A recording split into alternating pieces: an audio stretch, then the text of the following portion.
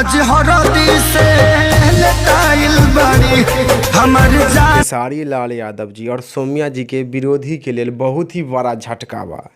खेसारी लाल यादव जी और सौम्या जी के विरोधी के लिए बहुत ही बड़ा झटका बा। काहे कि हरदी लगे जान के गाना पर खेसारी लाल यादव जी और सौम्या जी बहुत ही बवाल रील बनाए हैं।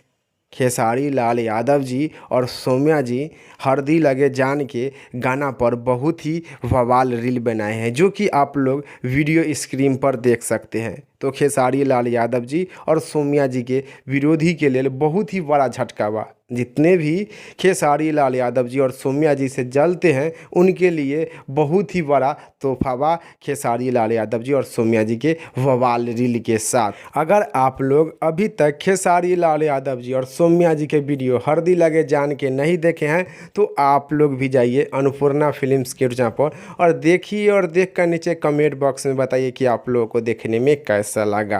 काहे कि खेसारी लाल यादव जी और सौम्या जी मिलकर जो कि हरदी लगे जान के गाना पर बहुत ही बवाल रील बनाए हैं, जो कि आप लोग वीडियो स्क्रीन पर देख सकते हैं। अगर आप लोग इस जानकारी से संतुष्ट है तो आप लोग हमनी के चैनल NP7 न्यूज़ भोजपुरी को सब्सक्राइब कर दीजिएगा, साथ ही साथ वीडियो को लाइक कर दीजिएगा। जय हिंद, जय भोजपुरी। आज हरदी से